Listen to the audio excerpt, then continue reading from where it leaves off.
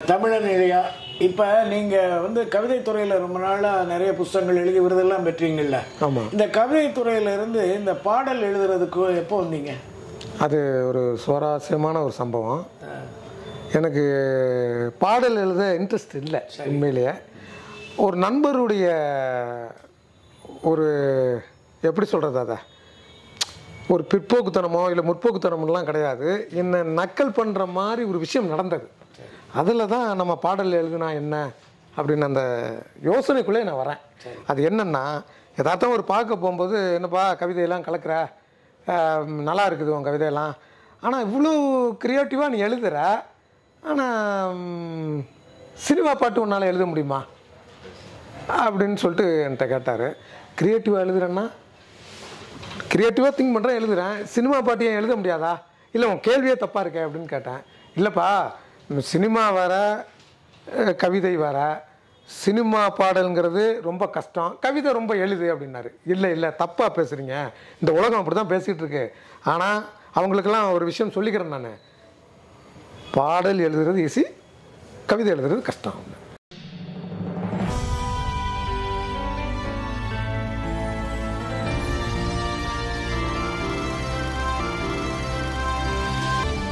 என்னப்பா நீ தான்ப்பா மாற்றி பேசுகிற, இது எப்படி நீ சொல்கிற? இல்லைப்பா, பாடல் என்பது இன்றைய பாடல்களை சொல்லுங்களேன், நிரப்புறாங்க. அந்த டீனுக்கு தனனா தனனா தனனா எவனா வருவான் போடா அப்படின்னு நிரப்புறான். யாருமே கருவோட ஒரு தரமாக கொடுக்கறதில்ல. ஆனால் கவிதை நீங்கள் நிரப்ப முடியாது. அதில் ஒரு கரு இருக்கணும், அதில் ஒரு சத்து இருக்கணும், அதில் எல்லா அம்சமும் இருக்கணும். கடைசியில் அந்த முடிவு அப்படி நிமிர வைக்கணும். அது வந்து ஒரு க்ரியேட்டிவ் நிறைஞ்சவனால தான் கொடுக்க முடியும். ஆனால் க்ரியேட்டிவ் இல்லாதவன் பாடலை கொடுத்துடலாம் அப்படின்னு சொன்னேன். அப்படி சொன்ன உடனே அவர் அதில் கடுமையாக முரண்படுறாரு. அப்போ நீ எழுதி காட்டு அப்படின்னாரு. அப்போ எனக்கு ஐடியா இல்லைன்னா கூட அப்போ தான் யோசிக்கிறேன், ஓ எழுதி காட்டவா, சரி அதையும் செய்கிறேன். இப்போ எல்லோரும் அதை கடந்து தான் வந்திருக்காங்க. இப்போ என்னென்னா, இதை வந்து மாற்றியே பேசுகிறாங்க. அதாவது ஒரு டியூனுக்கு எழுதுறது கஷ்டம், ஒரு ஒரு டப்பிங் பாடலுக்கு எழுதுகிற ஈஸின்னு சொல்லிட்டு. அப்படி அல்ல சார். உண்மையில் இன்னொரு கருத்தையும் நான் இதில் இந்த இடத்துல பலமாக நான் வைக்கிறேன். அது என்னென்னா, ஆரம்ப காலகட்டங்களே நான் வந்திருக்க முடியும். இப்போ நான் வந்து ஓரளவு ஏஜ் ஆகிடுச்சு எனக்கு. இப்போ நான் இந்த துறைக்கு வந்த பாட்டு எழுத ஆரம்பித்து 5 வருஷம் கூட முடியலை நான். ஏன் இவ்வளோ லேட்டுன்னு நீங்கள் கேட்கலாம். ஏன்னா பாட்டு எழுத போனாலே, சரி நான் முயற்சி பண்ணுவோன்னு போனாலே, உனக்கு மரபு தெரியுமா, வெண்பா தெரியுமா, இலக்கணம் தெரியுமா? இப்போ நான் என்ன சொல்லுவேன், மரபு வேணாம், இலக்கணம் வேணாம், வெண்பானம் ஒன்று வேணாம், ஆனால் தெரிஞ்சு வச்சுக்கிங்க, நல்லது. அதுக்கு அதில் அதை முரண்படவே இல்லை. ஆனால் ஏன் அதுக்குள்ளே வச்சு முடக்குறீங்க? ஒரு ஒரு ஒரு எழுத்தாளனுக்கு, ஒரு கவிஞனுக்கு அவன் வார்த்தை வங்கியாக இருந்தால் போதும். இப்போ வார்த்தைகள் இருக்குது, தமிழில் வார்த்தைகள் இருக்குது, அந்த வார்த்தைகளை வச்சு தான் எல்லாருமே எழுதுகிறாங்க. ஆனால் அதை மீறி எழுத முடியும். இப்போது உதாரணத்துக்கு சொல்கிறேன்னா, எனக்கு ரொம்ப பிடிச்ச பாட்டு தை பிறந்தால் வழி பிறக்கும், SSR ராஜேந்திரன் வெற்றி படம், சம படம் அது. அதில் ஆசையே அலை போல நாமெல்லாம் அதன் மேலே ஓடம் போலே ஆடிடுவோமே வாழ்நாளில் சொல்றீங்க. ஆசையே அலை போலே நாமெல்லாம் அதன் மேலே ஓடம் போலே ஆடிடுவோமே. அந்த வரிகளை பாருங்களேன். இப்போ ஆசைங்கிறது ஒரு வார்த்தைங்க, சரிங்களா? அதை கான்செப்ட் ஆக்க முடியுமா? இப்போ ஆசை ஒரு பாட்டு, ஆசை அதிகம் வச்சு மனசை ஆசை, அவ்வளோதான் சொல்ல முடியும். அதை ஒரு ஆசையை ஒரு கடலில், ஒரு போட்டில் எப்படி சொல்கிறாங்க பாருங்களேன். இப்போ எழுதுவாங்களா அந்த மாதிரிலாம்? இப்போல்லாம் எழுதுவாங்களா? அதுதான் சார் ஒரு ஒரு ஒரு கிரியேட்டிங். ஒரு கவிஞனுக்கு ஒரு கிரியேட்டிங் வேணும். இப்போ உள்ள பாடல்களை நான் விமர்சனம் பண்ணால் உண்மையில் வாசகர்லாம், இந்த புது வாசகர்லாம் கோச்சிக்குவாங்க, 2K கிட்ஸ்லாம் கோச்சிக்குவாங்க. ஆனால் நிறைய மாற்று கருத்து இருக்குது. நான் அதை அப்புறம் வரேன். இப்போ நம்ம பேசிக்கிட்டு இருந்தோம்ல, அதுக்கு வரேன். ஒரு டியூனுக்கு பாட்டு எழுதுகிறோம், தனனா தனனா தனனா. அப்போது அதுக்கு நம்ம ஒரு வார்த்தையை போடுறோம், இந்த வார்த்தைக்கு காட்சி பண்ணுவாங்க, ஓகேங்களா? நம்ம வார்த்தைக்கு வாயை சச்சு காட்சி பண்ணி அந்த சூழலை பண்ணுவாங்க, விஷுவல் பண்ணுவாங்க. ஆனால் டப்பிங் பாட்டு அப்படியே மாற்றம் கஷ்டம். அதாவது இதில் என்னென்ன பண்ணணும்னா, டப்பிங் பாட்டில் வாய்ஸ்க்கு எழுதணும், வாய்ஸ் அப்படி எழுதணும், சூழலுக்கு எழுதணும். அந்த அந்த பாடிக்கிட்டு இருக்கும்போது என்னென்ன சூழல், அந்த சூழல் அதில் என்னென்ன பொருள் இருக்கோ அதெல்லாம் வரணும். அதே மாதிரி கான்செப்டும் இருக்கணும். கரெக்டாக இப்போ கேட்கும்போது ஒரு உருத்தாமல் இருக்கணும், ஒரு சுவை இருக்கணும், ஒரு படிமம் இருக்கணும். இத்தனையும் கலந்து தான் ஒரு டப்பிங் பாட்டு எழுத முடியும். இப்போ எந்த இடத்துல அவங்க இப்போ டப்பிங் பாட்டு எழுதுறவங்க நக்கல் பண்ணுறாங்களே, எழுதுறவங்கள எந்த இடத்துல கோட்டை வர்றாங்க தெரியுமா? அதாவது ஒரு டைரக்டர் தப்பாக சொல்லிடுவான், எனக்கு இதே மாதிரி இதே ஃபீல்டில் வேணும் அப்படின்னு. இவங்க என்ன நினச்சிக்கிறாங்கன்னா, இதே ஃபீல்டு வேணுங்கிறாரு, அப்போ அதே வார்த்தை கேட்குறாரோ அப்படின்னு சொல்லி அதை மொழிபெயர்த்துறது. அது டியூனுக்கும் இருக்குது, அது கணம்படான்னு இருக்கும். அது தப்பு. அங்கே லிரிக்ஸ் அவங்களுக்கு ஓகே, அந்த லிரிக்ஸை இங்கே வச்சு பாருங்களேன், தப்பாக இருக்குது. இல்லை, அதுக்கு ஒரு சின்ன உதாரணம் சொன்னால் ரசிகர்கள் ரசிப்பாங்க. ஜிம்போன்னு ஒரு படம். அந்த படத்தில் அந்த காலத்தில் சித்ரகுப்தான்னு ஹிந்தியில் பெரிய மியூசிக் டைரக்டர், பெரிய ஹிட் கொடுத்தவர். அவர் ஒரு ஹிந்தியில் ஒரு பாட்டு போடுறது, அதை தமிழில் டப் பண்ணுறாங்க. குயிலனோ யாரோ எழுதியிருக்காங்க. அதில் என் நினைவுனை அகலாது பயசைக்க முடியாதுன்னு சுவிசிலா பாடிக்கிட்டே இருந்தாங்க ரொம்ப வருஷமா. நான் சின்ன பையன். அப்போ எனக்கு வீட்டில் இருந்தவொடனே எங்கள் அக்கா கிட்ட ரேடியோ ஸ்லோனில் கேட்போம் இல்லையா, அப்போ என்ன பயசைக்க முடியாதுன்னு ஒரு தமிழே இல்லையே. நம்ம 10th ஸ்டாண்டர்ட் படித்தாலும் 8th ஸ்டாண்டர்ட் படித்தாலும் எங்கள் அக்கா கிட்ட அது என்ன பயசைக்க முடியாதுன்னு சத்தியமாக கேட்டேன். அப்போ இல்லை தினா, நானும் கேட்குறேன். அடுத்த தடவை இந்த பாட்டை போடும்போது ஹிந்தியில் அது கரெக்டாக இருக்கு.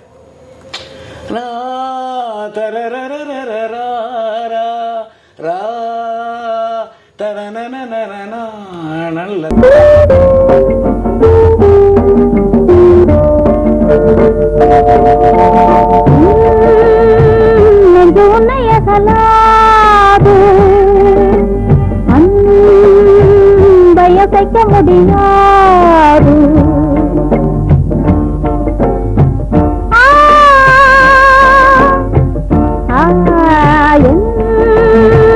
நெஞ்சு உன்னை அகலாது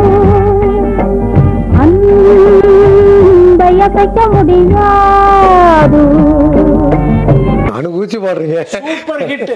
இந்த அம்மாவுக்கிட்ட அந்த நேரத்தில் எழுதின கவிஞர்களோ யாரோ ஒண்ணுமே சொல்லாததுனால அவங்களே அன்பை அசைக்க முடியாது. என் நினைவுனை அகலாது அன்பை அசைக்க முடியாதுன்னு பாடணும். அன்பை அசைக்க முடியாது. இன்னைக்கு அந்த பாட்டு எப்படி 53 54. அப்ப என்ன தெரியுமா, வார்த்தை உடையும் போது நீங்க சொல்லும் போது அந்த ஹிந்தி வார்த்தைக்கு அது கரெக்டா இருந்தது. தமிழ்ல ஒண்ணு வார்த்தை அதுக்கு அந்த நெடிலோ குறியிலோ போடணும். அப்படி இல்லைன்னா பாடுறவங்க கிட்ட போய் மியூசிக் டைரக்டரோ ஒரு கவிஞரோ அம்மா அன்பை அசைக்க முடியாத சந்தத்தில் வரும், அன்னா தப்பாகும். இப்போ நீங்கள் சொல்றதுக்கு இது மாதிரி ஒரு 50 உதாரணம் இருக்கு. அதே மாதிரி அவங்க டப்பிங் பாடல்கள் எழுதுறவங்க கான்செப்ட் எழுதணும். ஆமாம், மொழிபெயர்க்கக்கூடாது. இப்போ நான் 120 பாட்டு எழுதியிருக்கேன். நான் துணிஞ்சு சொல்லுவேன், என்னுடைய 120 பாட்டில் எந்த பாட்டை வேணாலும் நான் எடுத்து போடுவேன். நீங்கள் எதை வேணாலும் கேளுங்க. நீங்கள் இது டப்பிங் பாட்டுன்னு சொல்லிடுங்களேன், நான் இந்த துறையை விட்டுறேன். அது உண்மை. இக்கலாதோனா இது சரிதான் நான் எழுதணும். இந்த லிப்புக்கு உங்களுக்கு அப்படித்தான் எழுதணும். நான் அதனால அந்த மாதிரி பாடல்கள் எழுதும்போது அந்த மௌசம் அப்படின்னு ஒரு பாட்டு இருக்குன்னு வைங்க. இப்போ நிலவை பற்றி அதில் இருக்காது. நம்ம மௌசம்ங்கிறத வாங்கி எப்படி எழுதணும்னா மோசம் செய்யாதே நீ வந்திடுன்னு எழுதணும். அது அவன் ஹிந்திக்காரன் கேட்பான், இதனா மௌசம்னா மௌசம், இது மோசம் செய்யாமல் நீ வந்துடு, அது மௌசம், அது ஆட்டம் ஸ்ப்ரிங் மாதிரி. இந்த மாதிரி எழுதணுங்கிறது எனக்கு நல்ல நீங்கள் சொல்கிறதுலேருந்து நான் புரிஞ்சு. சார் இன்னொன்று நீங்கள் கரெக்டாக சொன்னீங்க, இதில் கான்செப்ட் எழுதுனா மட்டும் போதாது சார், போதாது, ஓசை இருக்கணும். சரி, அதாவது தமிழில் ஒரு வார்த்தை ஒரு சந்தத்துக்கு பொருந்தும், ஆனால் கேட்குறதுக்கு நல்லா இருக்காது. எதை போடணுன்ற அறிவு வேணும். இப்போ அது ஓசையாகவும் இருக்கணும், அதில் ஏய்ப்பு இருக்கணும் சார். இப்போ நிறைய கவிஞர்கள் எழுதுறதுல ஏய்ப்பே இருக்க மாட்டேங்குது. அந்த ஏய்ப்பு தான் சார் ஓசையை கொண்டு வரும். புரியுதுங்களா? இயைபு, ஓசை, முரண்தொடை, இது மூணும் உங்களுக்கு தெரிஞ்சிருச்சுன்னா நீங்கள் ஒரு நல்ல பாடலை கொடுத்துடலாம். அதில் நான் தெளிவாக இருக்கேன். அதனால் நான் எனக்கு மரபு வெண்பா இலக்கணம்லாம் தெரியலைன்னு நான் சொல்ல வரல. ஆனால் இல்லை, எனக்கும் தெரியும். ஆனால் அது அவசியம் இல்லைன்னு சொல்கிறேன். தப்பாக புரிஞ்சிக்கக்கூடாது. அது அவசியம் இல்லை, தெரிஞ்சு வச்சுக்கங்க நல்லது அப்படின்ட்டு நான் சொல்கிறேன். சரி, இப்போ பழைய பாடல்களை பற்றியெல்லாம் பார்த்துட்டோம். இப்போ நீங்கள் சினிமாவுக்கு வர்ற காலங்களில் உங்களுக்கு அது இப்போ உள்ள காலம், எங்களுக்கு ரெண்டும் இருக்குது. அந்த காலத்துலேயும் இருக்கும், இந்த காலத்துலேயும் இருக்கும். இப்போ அந்த பாடல்கள் இப்போ எழுதுகிற பாடல்களுக்கும் முந்தி இருந்த பாடல்களுக்கும் என்ன வித்தியாசம் பார்க்குறீங்க? உங்களுக்கு மனசில் போட்டது மிகப்பெரிய வித்தியாசம் இருக்குது சார். அதாவது இப்போ நான் ஒரு பாடல் உங்களுக்கு பாடி காமிச்சேன், எஸ்.எஸ். ராஜேந்திர ஐயாவுடைய. அந்த மாதிரியெல்லாம் என்ன பாட்டு வருமா? இல்லை, அது எவ்வளோ அழகா ஒரு ஆசையை கொண்டு போயிட்டு எவ்வளோ அந்த ஒரு ஓசையோட அதை கேட்கும்போது எவ்வளோ இனிமையாக இருந்துச்சு. அது பழைய பாட்டு தான், நான் இல்லைங்கிறல. இப்போவும் பாட்டு போடுறான் பாருங்க, டாக்டர் மாப்பிள்ளைய கட்டி கிட்டா ஊசியால் குத்துவேங்கிறான். ஆமாம், ஒரு பாட்டு கேட்டேன். பலசரக்கு கடைக்காரனை கட்டிக்கிட்டா அவன் பட்டில் போட்டு மடிப்பாங்கிறான். ஜாலியோ ஜிம்கான ஒரு படமா சார்? இது என்னன்னு எனக்கு புரியலை. அதாவது அதை வந்து இன்னொரு நண்பர்கிட்ட நான் அதை சொல்லி காட்டினேன். சொன்னார் அது டபுள் மீனிங் பாட்டு அப்படி தாங்க இருக்கும். ஏங்க எதுங்க டபுள் மீனிங்? இது நேரடி மீனிங்க. அது அந்த அம்மா அந்த ஒரு அசைக்குது அந்த உடம்ப, அந்த ஆட்டத்துக்கு. அது ரொம்ப கொச்சா இருக்குது. அது எப்படி இது சென்சார் போர்டு வந்து வெளிவிட்டாங்கன்னு தெரியல. அதை நான் கண்டனமாக சொல்கிறேன். சிதம்பரம் டைரக்டர் தானே சார்? ஆமாம் சார், சக்தி சிதம்பரம். பிரச்சனை கூட வந்தது, அவர் எழுதலை, நான் எழுதுற பிரச்சனையாச்சு. ஆனால் அதில் நீங்கள் அந்த பாட்டை ஒரே ஒரு தடவை தான் கேட்டேன், பாதியிலே நிறுத்திட்டேன். ரொம்ப பச்சை பச்சையாக இருக்கும்ல, பச்சை பச்சையாக இருக்கும். பரோட்டா மாஸ்டரு, ஆமாம் ஆமாம் ஆமாம், பிளம்பரு. ஆமாம் ஆமாம். ஏன் பழைய கவிஞர்களுக்கு இந்த புரோட்டா இந்த பிளம்பர்லாம் தெரியாதா? ஏன் அவங்க எழுதலை? சார், எதை எழுதணும் எதை எழுதக்கூடாதுன்னு ஒரு இலக்கணம் இருக்கு சார். போலீஸ்காரனை கட்டி கிட்டால தீய வச்சு அடிப்பான், டாக்டரை நான் கட்டி கிட்டா ஊசியால குத்துவான். போலீஸ்காரனை கட்டி கிட்டால தீய வச்சு அடிப்பான், டாக்டரை நான் கட்டி கிட்டா ஊசியால குத்துவான். சார், எல்லாமே பாட்டு வரிகள் போட முடியுமா? இவர் சின்ன பையல்கிட்ட கொடுத்தாலும் அதை பண்ணுவான், எழுதுவான். அதுக்கு ஒரு கவிஞன் தேவையா? வைரம் சொன்னார், பாடல் எழுத கவிஞன் தேவையில்லைன்னாரு. எப்போ சொன்னார்? இந்த காலகட்டத்தில் சொன்னார், அந்த காலகட்டத்தில் அவர் சொல்லலை. ஓகேங்களா? ஏன் இப்படி மாற்றி வச்சுருக்காங்க? நாமுத்துக்குமார் எழுதினார், எவ்வளோ ஜென்னை வந்து புத்துனார் சார் வரிகளில். மின்சார கம்பத்தின் மீது மைனாக்கள் கூடு கட்டுனார். யார் யோசிச்சா சொல்லுங்க? அருமையான வரிகள் சொல்லுங்க. இப்போ கார்த்திக்நாதன் நல்லா எழுதிட்டு இருக்காப்புல.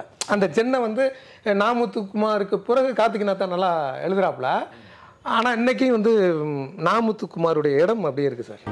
ஒரு கல் ஒரு கண்ணாடி உடையாமல் மோதிக்கொண்டால் காதல், ஒரு சொல் சில மௌனங்கள் பேசாமல் பேசிக்கொண்டால் காதல், கண்கள் ரெண்டில் காதல் வந்தால் கண்ணீர் மட்டும் துணையாக. எனக்கு ஒரு சின்ன ஒரு ஆசை, அந்த அது பெரிய ஆசை. அது யாருக்கு நம்மளை விமர்சனம் பண்ணக்கூடாது. அதை நம்ம நிரப்பிட மாட்டோம்னு ஒரு அப்பா சார். ஒருத்தருடைய இடத்தை நம்ம நிரப்பணும்னா அதுக்கு என்ன அர்த்தம்னு கேட்டீங்கன்னா, அவங்களே மாதிரியே நம்ம வரணும்னு அவசியம் இல்லை.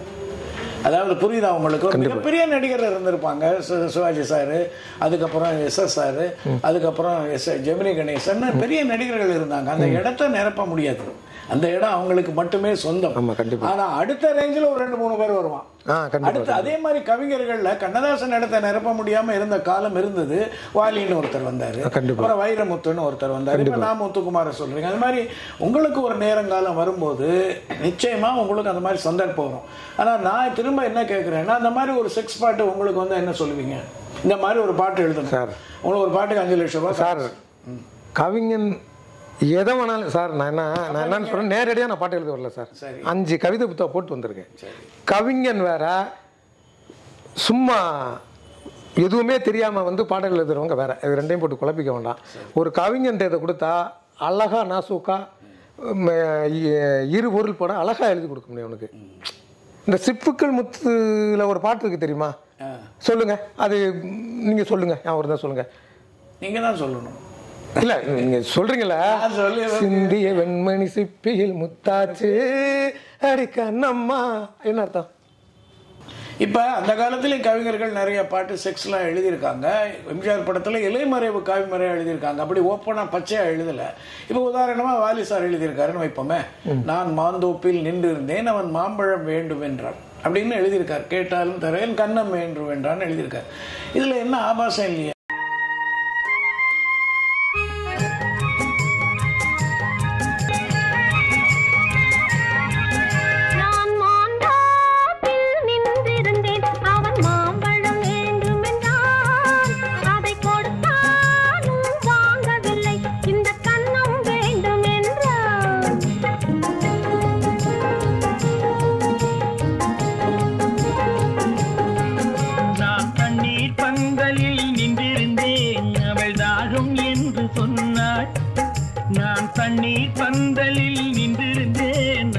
இன்னொரு ஒரு விஷயம் தெரியுமா, இந்த பாட்டை கேட்டுவிட்டு காமு ஷெரீப் அவர்கள் நான் சினிமா விட்டே வளர்க்குறேன், இன்னுமே நான் பாடல் எழுத மாட்டேன்னு அறிவிப்பு செஞ்சார். அவ்வளோ கண்ணியமான பாடல்கள் எழுதியிருக்காரு.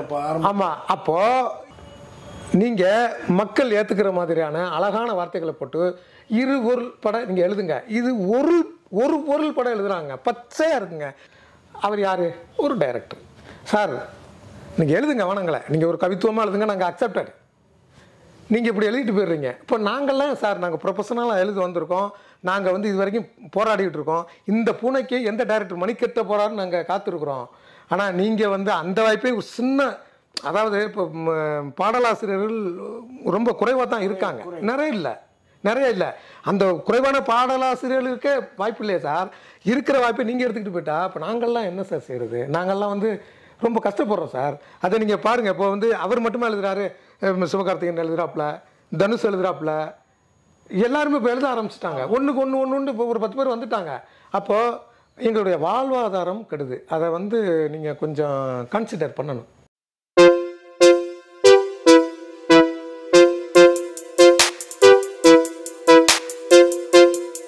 நேயர்களே, இந்த பதிவு உங்களுக்கு பிடித்திருந்தால் சப்ஸ்கிரைப் செய்யவும், எங்கள் பதிவு உங்களுக்கு சேர பெல் பட்டனை அழுத்தவும். மீண்டும் ஒரு பதிவில் சந்திப்போம். நன்றி, வணக்கம்.